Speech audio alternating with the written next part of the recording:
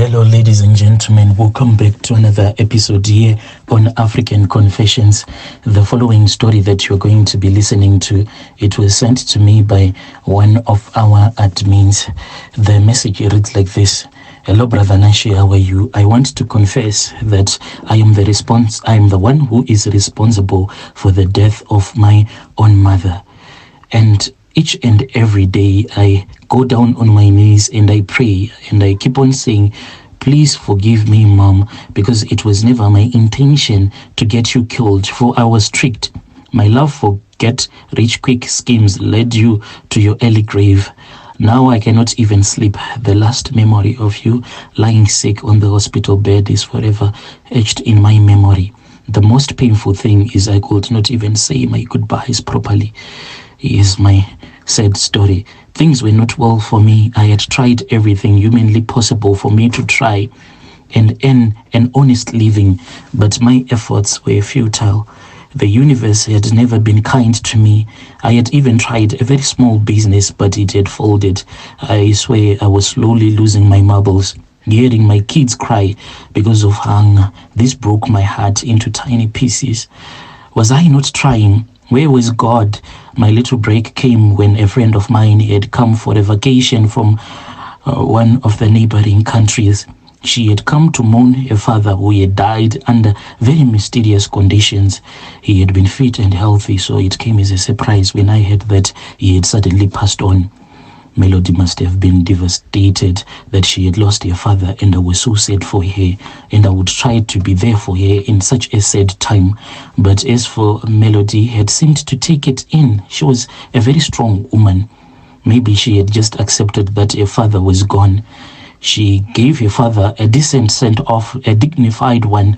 When the funeral was done and over with, Melody came to where I was staying with Mom and my kids.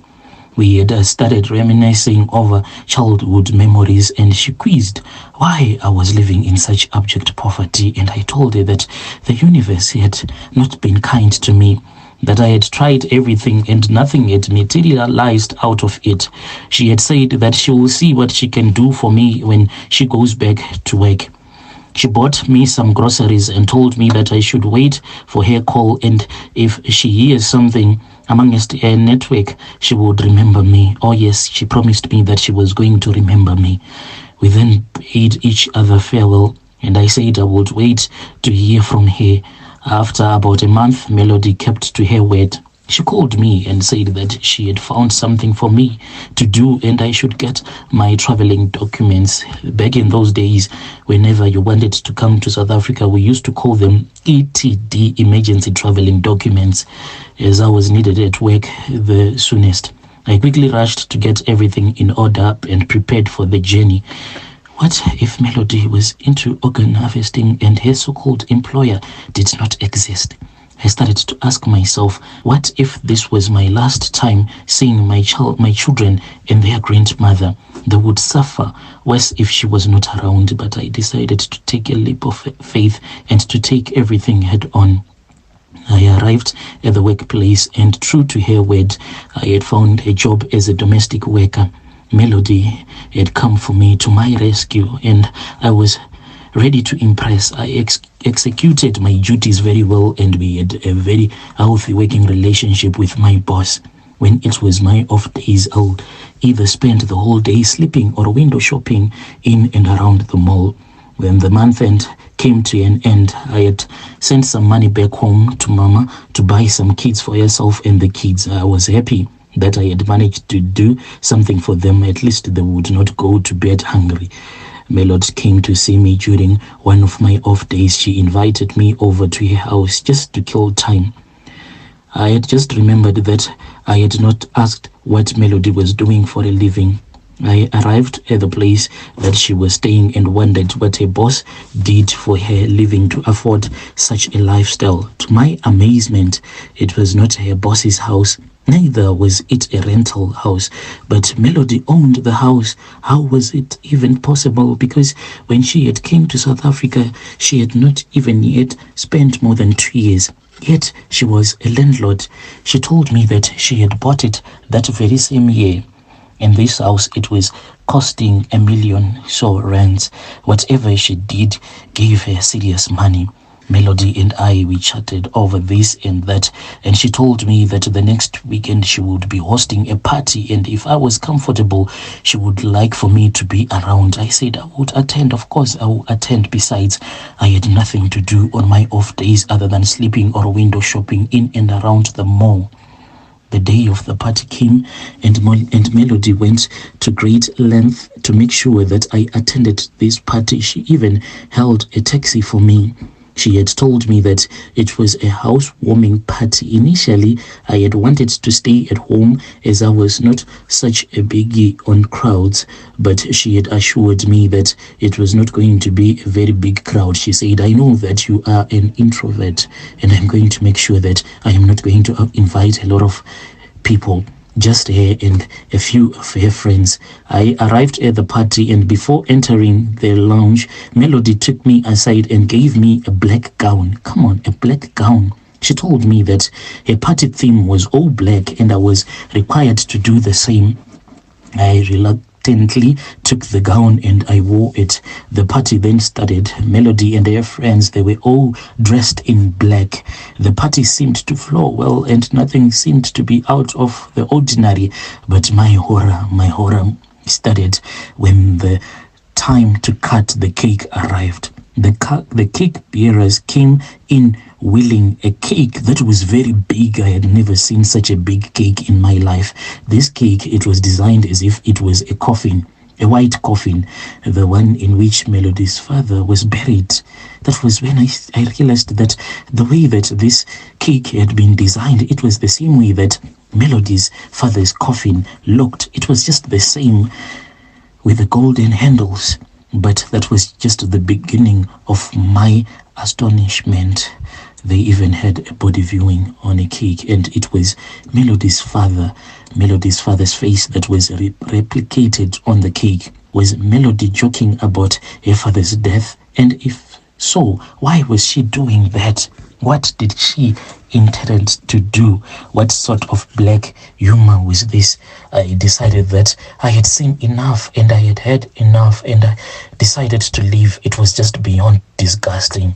Just as I was about to bolt the door, Melody and her friend closed the door on me, and Melody told me that it was bad-mannered of me to leave the party before it had even ended. They forced me some liquid down the throat, and I think I passed out, a blackout. What I remember is that I woke up in bed at my workplace, and the boss lady told me to rest. You must have too much to drink, she said. But I knew that I did not drink for health reason, and I had never tasted alcohol ever in my life. I tried to forget about the incident, but why would Melody celebrate her father's death like that? The strange things people do nowadays, oh Brother Nashi.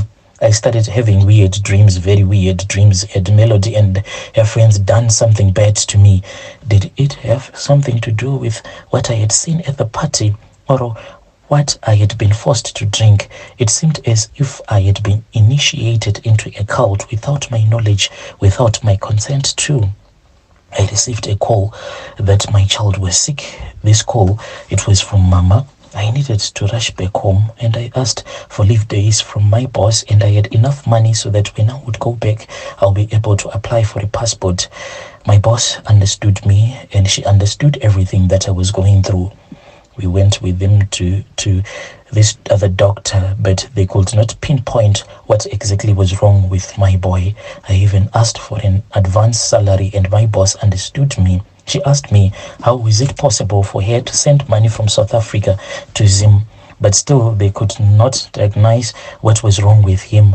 I left him in the care of my mama, and at the back of my mind, I knew that this had something to do with Melody. I had to take the bull by its horn, so I told myself I needed to confront Melody and get this over and done with.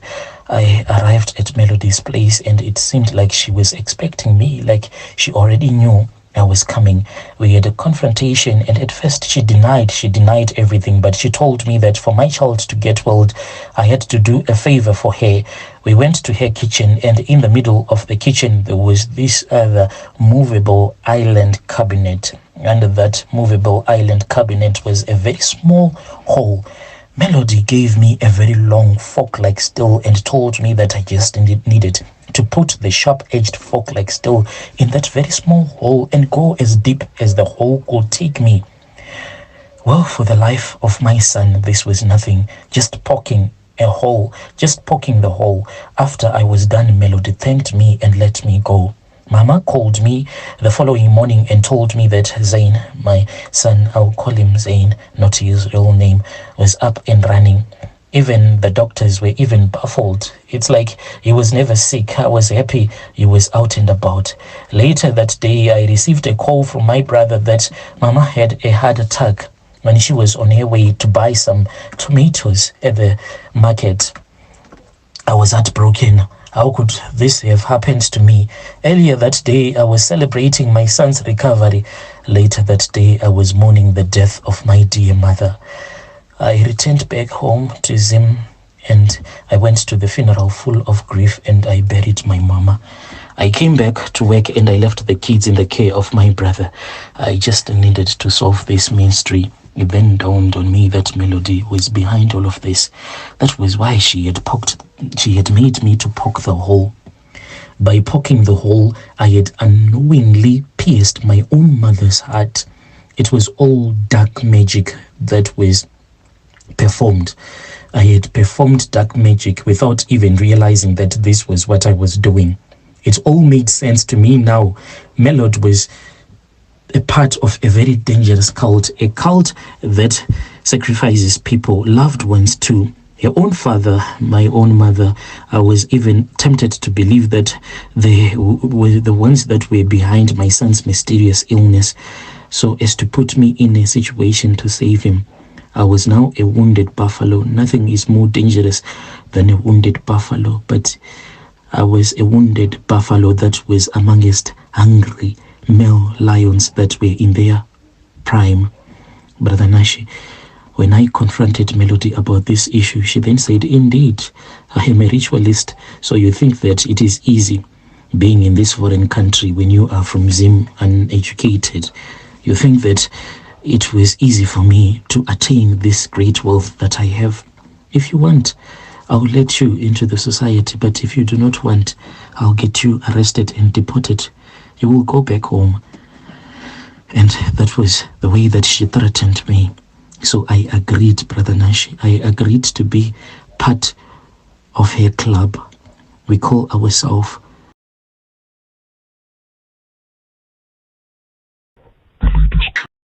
and we all buy the same cars. No matter what, we always buy the same cars wherever we go to. Even if we go on a vacation, we are always wearing the same clothes. But she is the one who is in control. She is the one who has the spiritual connection to the Grand Master that we do not even know. Dear listeners, right there was a message that was sent to us by one of our dear sisters. Just imagine being in a secret society and you